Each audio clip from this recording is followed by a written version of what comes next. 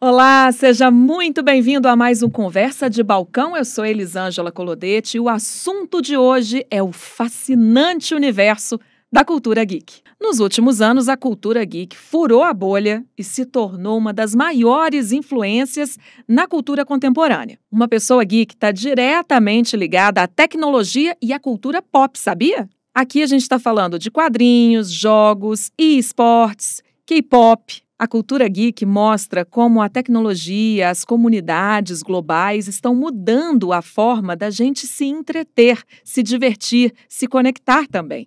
Agora, se você pensa que a cultura geek diz respeito apenas à diversão, você está muito enganado, viu? Nós estamos falando também de um mundo de oportunidades profissionais e de negócios muito lucrativos. Bora conversar sobre isso? Quer saber, então, quem está aqui comigo hoje? Vem cá que eu vou te mostrar, olha, o Marcelo Rochael, que é gerente de esportes e lazer do Sesc Minas, e também a Zaika Santos, que é cientista de dados, especialista em inteligência artificial, artista multimídia e também curadora.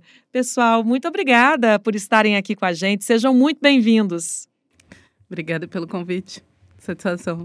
Obrigado, Elis. Prazer estar aqui com vocês. Obrigado pelo convite. Prazer estar com a Zaika aqui e prazer falar com os nossos ouvintes. Ah, que bom. A gente vai adorar esse bate-papo. Eu tentei explicar um pouquinho na abertura do que se trata a cultura geek, né? Mas eu gostaria que vocês explicassem, claro, melhor para a gente aqui, né? O que é essa cultura? No que ela se diferencia da cultura pop, por exemplo? Zaika. É muito complexo até esse lugar de diferenciação da cultura pop, porque a cultura geek ela tem um lugar muito multitransversal. Então, ela consegue conversar com a tecnologia, consegue conversar com a cultura numa perspectiva da cultura pop mais ampla, né? Quando a gente vai entender que os filmes, né, como DC, Marvel, de fato, a gente também consegue olhar para os quadrinhos, consegue olhar para os doramas, enfim. O geek, ele também se mistura aí como uma perspectiva cultural atrelada à cultura nerd e também atrelada à cultura blerd, né? Que aí a gente vai pensar nos nerds negros. E também é importante pensar que a cultura geek em si, ela nasce de uma palavra que tem uma perspectiva muito pejorativa, né? O geek, ele vem num olhar de pensar pessoas estranhas, que não se encaixam muito bem, que gostam de cultura, de tecnologia, gostam de inovação, ficção científica, e esse termo ele acaba sendo reapropriado pela própria juventude, de fato, que entende a cultura geek e nerd, né, de maneira a trazer ele para um lugar mais ativista. Que interessante. E quais são os pilares dessa cultura hoje, Marcelo? Olha, Elis, assim, hoje a gente basicamente entende que os principais pilares, eles já são, inclusive, muitas vezes confundidos com o que é mainstream, né, em vários aspectos. Então, filmes, as séries, os quadrinhos, os games. Então, esses já são pilares que já são muito reconhecidos pela comunidade como um todo. Mas acho que a gente envolve muito mais do que esses pilares, né? A gente fala muito de tecnologia, a gente fala, como a Zaika trouxe, de identidade e representatividade, acho que é muito relevante hoje dentro da cultura geek. E, enfim, colecionismo, acho que é um pilar também. Então, a gente tem ele é multifacetado, né? Então, a gente tem várias tendências que hoje se mistura até, inclusive, muito com a cultura pop. E eu até acredito, né, que o que mais se diferencia, né, a cultura geek, o que mais se diferencia da cultura pop é a questão do engajamento, né, da profundidade do envolvimento. Então, por exemplo, eu posso assistir uma série, um filme que se manifesta na cultura pop, mas alguém que é reconhecido como geek, né, ele não somente assiste, né, ele se fantasia, ele coleciona, ele se envolve mais naquilo. Então, acredito que as diferenças estejam aí. E movimenta bilhões, né, gente? Zaika, conta pra gente. Como, aonde, como é que é isso? Na atualidade, isso vai se concretizar muito no mercado dos games, vai se concretizar muito no mercado do dorama, né, dos quadrinhos, dos livros, né, numa perspectiva da ficção científica, no cosplay, que é, de fato, né, performance, né? Se pensa muito a performance pela perspectiva da arte conceitual, mas na cultura geek, a performance ela está muito atrelada a pensar o que é o cosplay, né? Então, a partir do momento em que se investe também para construir essa autoimagem de representação de um personagem, há um recurso aí maior de faturamento. Mas é importante também entender a potência da cultura geek, né, na tecnologia, porque os games, né, eles têm uma relação muito direta com o surgimento da internet. Ao mesmo tempo também que, se a gente for pensar nos fundadores de empresas, né, tecnológicas, a gente vai sempre chegar aqui nesse raciocínio. Era geek ou não era geek? Era nerd ou não era ou não era nerd? E a gente vai sempre chegar no ponto de afirmar o sim, né? Então, a tecnologia ela surge muito aquém dessa potencialidade do que é a cultura geek, né, desse multicampo, né, esses pensamentos, perspectivas de se ser geek, bem como esse interesse pela tecnologia em si, um microfone não entendido só como um microfone, mas também como um objeto tecnológico, dizendo aqui nesse momento como seria. Então, a gente expande a possibilidade profissional imensamente, né? Marcelo, pode traçar isso para a gente, um pouco trazer isso para o campo das possibilidades aqui de trabalho? Nossa, sim, são inúmeras atuações, profissões que envolvem esse universo geek, né? Acho que se a gente chama de universo é porque ele já é infinito, Sim. né? Então, bom, quando eu penso, acho que principalmente vamos pensar em conteúdos digitais, né? Olha quantas profissões, quantas formas de intervenção, quantas manifestações podem ser expressas, né, dentro da cultura geek. Quando eu penso em eventos presenciais, quantos profissionais estão ali por trás, estão nos bastidores, para que a gente faça uma entrega de um produto de qualidade, com uma experiência positiva, enfim. Então, acho que é um universo, de fato, muito, muito amplo, que você vai ter desde pessoas que estão relacionadas à produção, quanto técnicos, quanto fotógrafos, quanto artistas, enfim. Acho que é um campo assim, muito amplo para quem tem interesse em inserir num mercado de trabalho relacionado à temática. E antes da gente seguir, então, nessa temática do mercado de trabalho, e também não saindo de fato dela, a gente está aqui como especialista em inteligência artificial, né? E quando a gente traz esse contexto da presença tão forte da inteligência artificial, muitas pessoas têm medo, né, desse trabalho sendo feito por meio de inteligência artificial cada vez mais e disso diminuir, então, o mercado. Qual é a sua opinião? Existem 2 pontos. Primeiro, que a inteligência artificial nada mais é do que uma tecnologia emergente, né? Então, dentro dela, a gente já pode pensar numa outra tecnologia emergente, que é a IoT, a internet das coisas. Esse é um ponto importante. A outra perspectiva atrelada ao medo, né? Porque nós temos medo de tecnologias emergentes por conta desse nome, emergir, o que surge, o que é novo, né? É fundamental entender que esse medo ele precisa ser quebrado, né? E também pensar criticamente sobre essas tecnologias, afinal, não seremos substituídos por robôs. E aí é o contraponto da ficção científica. Quando na ficção científica a gente vai pensar em filmes como Exterminador do Futuro, em que as máquinas vão destruir o futuro, e todo esse imaginário que se constrói, né, a gente acaba misturando muito a ficção e a realidade. E isso é legal também dentro da cultura geek, mas também é uma perspectiva em que a gente precisa ter um olhar crítico, né, para poder entender como utilizar essa realidade.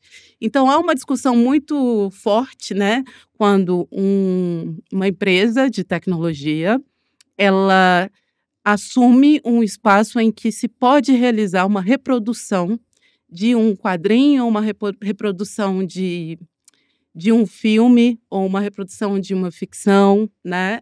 E essa reprodução, ela abre aí uma brecha para a discussão do direito de autoria no campo das artes da cultura geek, de fato, né? O que se diz nesse sentido? Por que é importante ter esses 2 olhares? Porque fazer uma ilustração ou fazer um filme que parte ali de uma perspectiva do storyboard também tem esse lugar de se imergir como tecnologia. Se pensa isso dentro do designer ou no cinema digital, né? Não vai se pensar isso dentro da arte tradicional. Então, também é um local de imersão. Quando a gente vai pensar essa imersão pela perspectiva da reprodutibilidade, que é a cópia, né? Há aí dois olhares. O olhar que é o negativo, de autoria, se rouba a autoria de alguém, é possível fazer isso? É permitido fazer isso? Não, não é permitido, né? Mas, ao mesmo tempo, a reprodutibilidade na perspectiva de quem aprende e de como esse filme também se é divulgado. Ou seja, sobre inteligência artificial, eu gosto muito do que uma pesquisadora, que é a Lúcia Santaella, ela diz. Ela fala, nem positivista de inteligência artificial e nem negativista de inteligência artificial. É uma tecnologia emergente, né?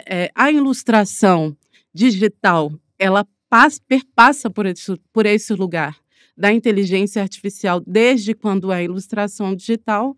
Então, as conversas, elas se misturam e a gente vai ter que ter sempre um olhar crítico de entender que não seremos substituídos. Que bom, né, gente? Vamos continuar, então, utilizando, né, aprendendo. O SESC tem muitas iniciativas, né, assim, para que essa economia seja o máximo aproveitada pelas pessoas aqui. Pode falar um pouquinho para a gente, Marcelo? Claro, Elis. Olha que interessante. O SESC hoje ele atua com essa cultura geek por 3 frentes ou 3 pilares. A gente trabalha num pilar itinerante. A gente inaugurou no mês passado, Zaik, um caminhão geek. Esse caminhão ele é composto por vários games diferentes. A gente tem 2 simuladores de carros, 5 PlayStation 5, óculos de realidade virtual. Então, tudo isso preenche esse caminhão que vai levar essa cultura e vai levar esse lazer para vários municípios do SESC. E dar acesso a um tipo de consumo que muitas vezes já é elitizado, né? Então, esse é um dos nossos eixos de atuação dentro dessa cultura. A gente tem um outro eixo de atuação, que é um eixo de programação de lazer. Então, as nossas unidades de serviços, por exemplo, o Sesc Palladium, ela tem dentro da sua rotina, né, dentro da sua programação, temáticas relacionadas ao geek, onde a gente oferta para o público muitas atividades, muitas ações que vão conversar com a cultura nerd, com a cultura geek, e a gente tem em torno de 3 a 4 eventos por ano dentro do Palladium que vão convidar as pessoas para conhecer os nossos espaços e viver um pouco dessa cultura. E a gente tem um outro eixo, por fim, né, um eixo mais de evento, de experiência, que é similar ao que é ofertado nas grandes feiras, né, como CCXP, Brasil Game Show. Então, a gente traz um pouco do que é ofertado nisso para dentro do SESC, principalmente com o objetivo de democratizar o acesso a esse tipo de conteúdo, né, que a gente sabe que, por exemplo, já estive na Brasil Game Show, CCXP, a gente visitou essas feiras para fazer benchmark, né, quando a gente estava construindo o nosso produto, e tem um ticket médio muito alto, né, para participar desses eventos. Então, hoje a gente trabalha com tickets a partir de R$20, que é, assim, extremamente diferente do que geralmente é ofertado no mercado. Então, esses são as nossas 3 frentes, né, 3 eixos de atuação dentro da cultura geek, que a gente tem ofertado muito lazer para as pessoas, para a comunidade como um todo. E como que tem sido a busca, né, assim, a procura das pessoas por esse universo, assim, tá nichado, vamos dizer, com relação à faixa etária, classe social, econômica, como é que tem sido isso? A pergunta agora é para os dois. Olha que legal, Elis. O SESC, quando pensou na cultura geek, né, pensou nos produtos, nos serviços geeks, ele já teve também como um interesse o resgate da juventude para dentro das nossas unidades de serviços. Sensacional. Isso, e assim, e a juventude, ela se encaixa numa faixa de idades muito ampla. Então, o universo geek ele é multigeracional, né? Então, se você tem pessoas nos nossos eventos, ou dentro das nossas programações, você tem pessoas de várias idades, desde adolescentes, crianças e adolescentes, até um público idoso. E a maneira como essas pessoas consomem os conteúdos e o que experiências essas pessoas buscam, o que experiências essas pessoas buscam, que está a diferença. Então, às vezes, uma pessoa mais velha, ela busca por clássicos, né? Ou ela tem uma questão de nostalgia. Então, nos games, às vezes, ela vai buscar conteúdos do Atari, né? Que são bem antigos, os clássicos de Star Wars, Jornada nas Estrelas. Já a geração mais nova vai buscar, ela já viveu, né? Já foi educada num mundo geek. Então, ela vai buscar outros tipos de experiências, né? Talvez oficinas de imersão, realidade virtual aumentada, até outro tipo de experiência que esse público busca, mas a gente consegue abarcar todo mundo, isso é muito legal. Muito. Qual que é a sua percepção, Zaika, nesse universo? Realmente é multigeracional. Concordo contigo nessa fala, porque é importante a gente entender que a cultura geek, ela não nasceu agora, e aí que tá, né? Por isso que tem essa conexão com a história da internet, né? Quando a gente começa a pensar o que investigar, essa fome por conhecimento, né? Eu acho que isso é um dos pontos muito centrais aí dentro da cultura geek, seja ele de que forma for, né? Mas atrelado aqui à perspectiva de ciência, tecnologia, inovação. Eu acho que é multigeracional, eu acho que perpassa diversas gerações também, não só pela perspectiva do interesse à cultura geek em si, mas o interesse pelo conhecimento, né? Por quê? Porque até então se é dito como o que é o jovem nerd, né? O jovem nerd é uma pessoa que fala muito, o jovem nerd é uma pessoa que está ali sempre investigando muito, o jovem nerd é geek ou não é geek, né? Porque ainda tem essa separação entre os termos, né? O nerd e o geek, mas como todo mundo consegue se contemplar aí nesses diversos lugares. E como isso de geração em geração vai tendo uma reflexão um pouco diferente, porque a geração atual, ela levanta a bandeira, ela faz um ativismo, né? Eu sou geek, né? Eu gosto de ressignificar esse termo, gosto de utilizar esse termo. E as gerações mais velhas, já de fato, né, elas entendiam isso realmente pela construção imagética da ficção científica, no que se ressignifica como cinema também na história e na história dos games. Então, acho que está conectado, acho que a gente acaba se repetindo Verdade. mesmo Não, mas nessa fala. vamos porque nos isso. aprofundando também É. quanto a isso, né? Porque para nós que não estamos tão inseridos, tudo que vocês dizem conta muito como uma informação nova mesmo para gente. E o que eu sinto é que nessa sua fala fica muito clara a percepção dessa conexão com a educação, né? Com ambientes de educação fora do próprio profissionalismo ali dentro da cultura geek. E o Senac se utiliza muito disso também, né, Marcelo? Sim, a gente tem vários cursos de educação profissionalizantes. Quando a gente realiza os nossos eventos geek, por exemplo, o Senac é sempre um parceiro e ele consegue trabalhar com as pessoas esse envolvimento e essa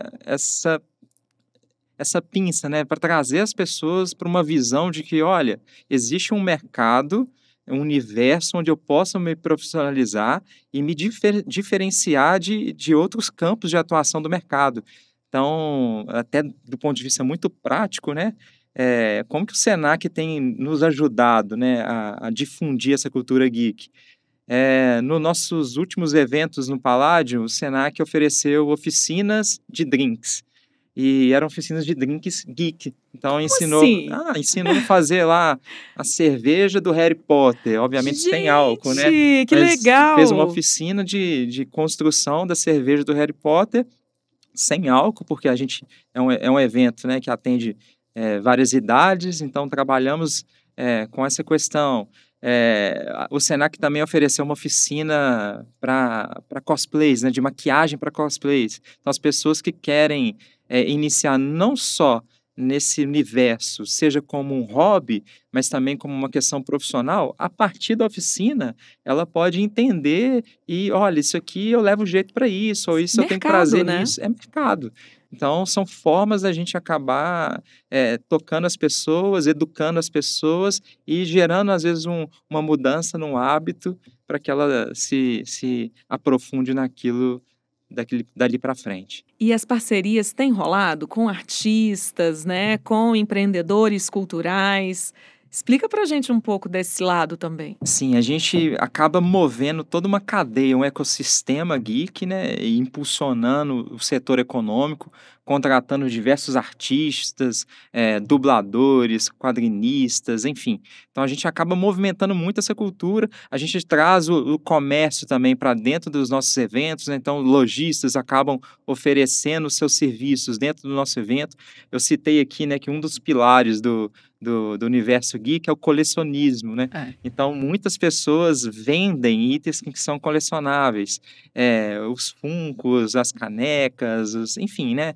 Então, a gente acaba levando o comércio como parceiro para poder movimentar um pouco da economia, para impulsionar a economia, para as pessoas também terem o prazer de vivenciar aquela experiência, e enfim. Então, a gente mobiliza toda essa cadeia, todo esse ecossistema num evento que a gente acaba entregando, assim, não só o valor do entretenimento, mas também um apoio econômico junto ao local, ao território. Com certeza. Eu acredito que muitas pessoas já estejam ligadas, pensando, né, em possibilidades. E aí gostaria de saber, Zaika, o que você entende como tendência nessa área, né? Assim, para nós que somos leigos, claro. Eu acho que na atualidade, a conexão com a tecnologia emergente é uma das maiores tendências, de fato, né? Quando a gente vai pensar na revolução dos games. E a importância que se tem na cultura do streaming, né? A cultura gamer. Quando as novas gerações, elas começam a ressignificar, né? O fazer um streaming ou estar ali digitalmente pensando o game como um espaço educacional, porque até então a gente pensa a cultura gamer, o menino tá ali, a menina tá ali jogando, não, mas há um espaço educacional. A gamificação da vida, né, é algo que é especificamente da cultura geek. E quando a gente começa a pensar como gamificar espaços, quando a gente começa a pensar como gamificar o mercado, quando a gente começa a pensar como gamificar a cultura, como gamificar a história, né? A gente está reapropriando um pouquinho aí dessa cultura das novas gerações. Me interessa muito pensar a importância da geração Z, geração alfa, né? E as próximas gerações, o que elas trazem como conexão. Porque sendo geração milênio, Sim, estamos aqui, sim. millennials, o geek para a gente ele vai ter um contexto, né? Assim como para os boomers, ele vai ter uma outra relação muito forte. Mas para as novas gerações, é uma forma de ressignificar a linguagem, né? Eu entendo que para as novas gerações tem um contexto muito semiótico como tendência. Então, hoje, quando a gente coloca um emoji, às vezes ele tem um significado para a geração Millennium e tem outro significado para a geração Z e geração alfa. Então, isso é ressignificar a linguagem e é gamificar a vida. Então, eu gosto muito de observar isso nas novas gerações e tem um potencial muito grande como tendência. Será que existe aí um caminho para que cesse um pouco a briga entre gerações, né? Porque, assim, algumas pessoas, alguns pais e mães devem estar pensando assim, gente, será que isso é um caminho para os meus filhos? Porque o meu filho só pensa em game.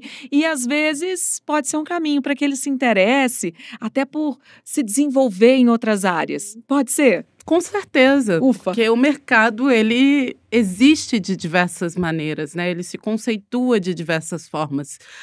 As profissões, elas se renovam, né? E isso tem muito a ver com as gerações.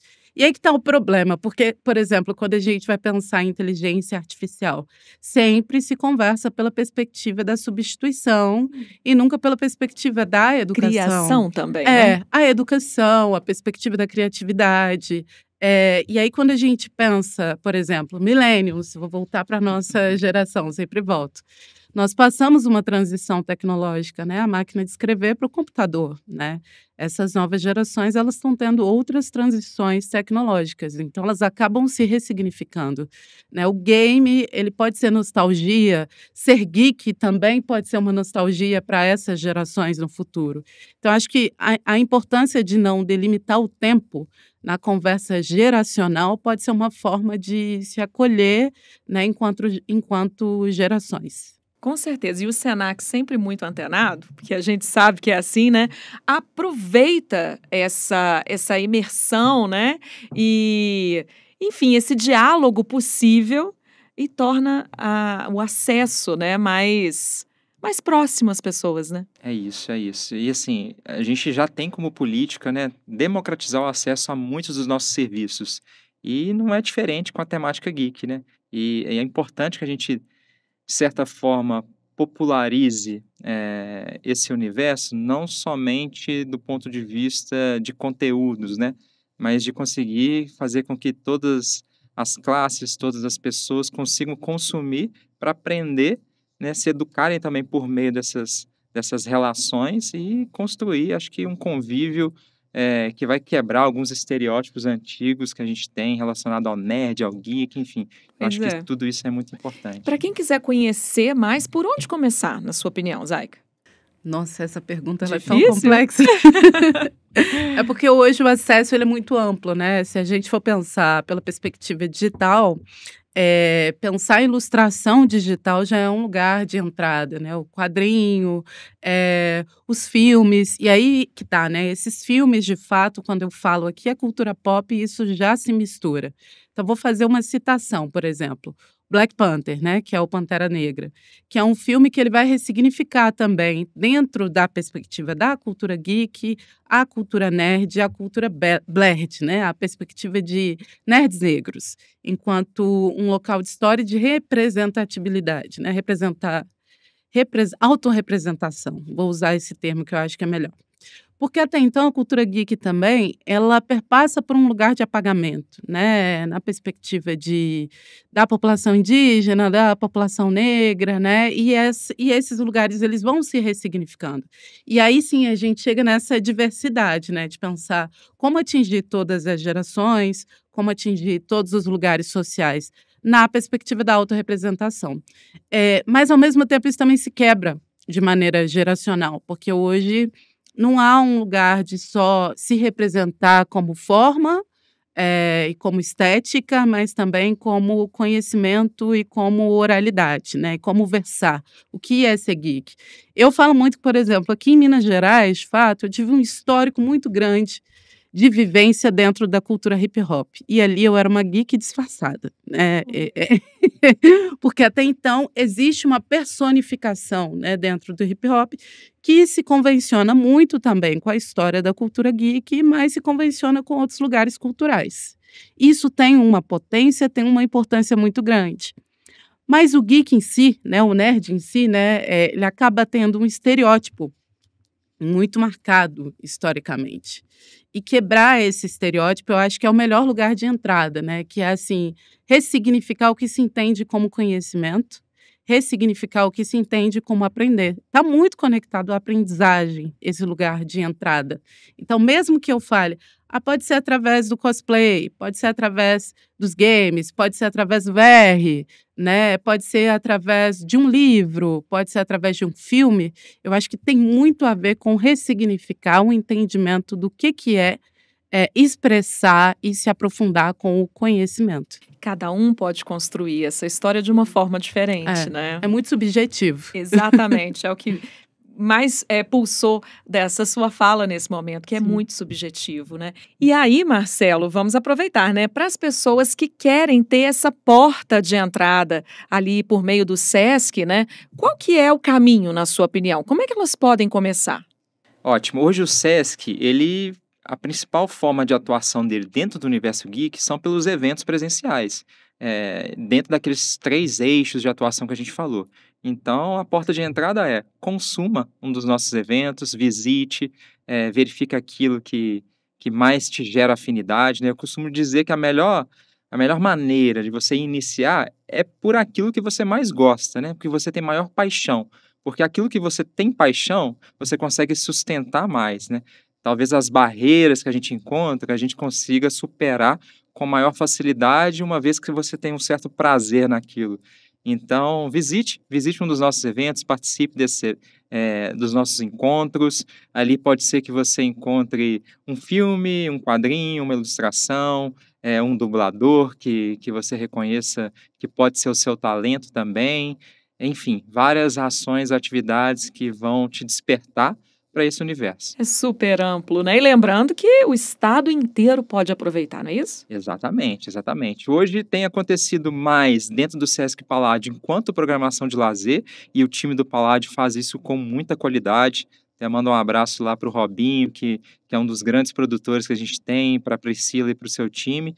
E a gente vai agora atuar com o itinerante, né? A gente inaugurou no mês passado e a gente vai conseguir, acho que, alcançar, né? Ter um alcance social desse universo de forma muito mais eficaz agora com o nosso Caminhão Geek.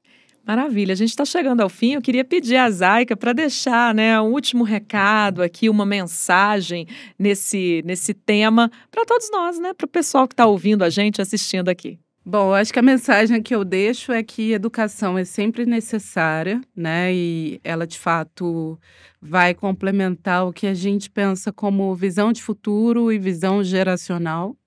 E aí que tá, né? Pensar a cultura geek nesse lugar é importante. Pensar a cultura geek nesse lugar também é quebrar estereótipos. Então, assim, levem as crianças, vamos todas as gerações, né, entender aí de fato o que as novas gerações entendem para si, como ressignificar a história, como contar suas próprias narrativas, né, como pensar o mercado de trabalho de diversas maneiras, né, que talvez sejam aí muito diferentes do que os contextos anteriores geracionais. Então, pode ser uma porta de entrada para diversas perspectivas, bem como o conhecimento. Excelente. Quer deixar um último recado também, Marcelo? Quero. Eu daria como uma dica, né, um recado encontre um ponto comum, né? Um ponto em comum entre aquilo que você ama, aquilo que você sabe fazer e o que o mercado valoriza. Então, se dedique a isso, encontre a sua identidade, eu tenho certeza que você vai conseguir entrar nesse universo da melhor maneira possível. É isso. Gente, infelizmente a gente está chegando ao fim aqui, porque esse bate-papo foi maravilhoso. Eu quero muito agradecer aos dois pela presença, por essa aula de hoje.